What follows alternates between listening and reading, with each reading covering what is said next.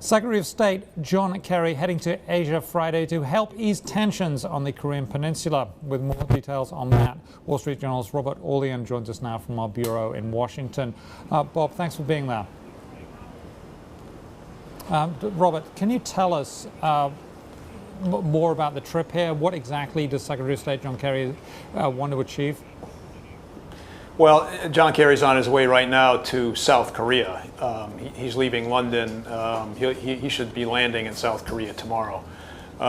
From there, he's going on to Beijing and then Tokyo. So this is his first tour of Asia as Secretary of State. And it's coming at a fairly amazing time. And we'll be watching closely to see what transpires while he's there. We have the North Koreans moving missile parts around, and South Koreans and even the Japanese talking somewhat defiantly about what the North has been doing. Kerry wants to calm things down, but he also wants to assure these allies, these U.S. treaty partners, if you will, that the U.S. has their back and that they don't have to worry all that much about the North Koreans. At the same time. So Robert, I mean, one of the worries there for South Korea and Japan, notably, is that the U.S. is looking increasingly strapped for cash, and does it have the capability? Is that what he's going to talk to them about? That yes, we're there. Yes, we've got your back. He is. He's going to assure them that the so-called U.S. pivot to Asia that began under his predecessor Hillary Clinton is going to continue.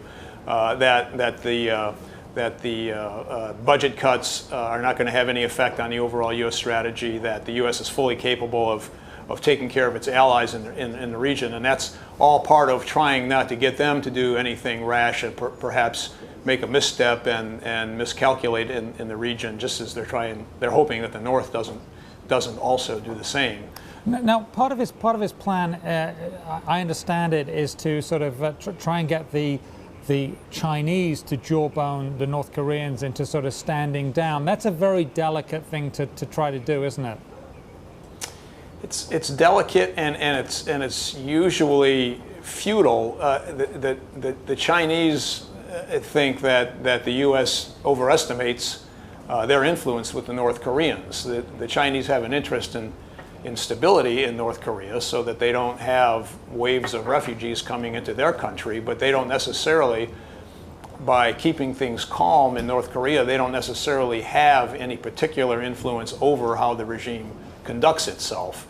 So how far John Kerry will get in that regard is unclear.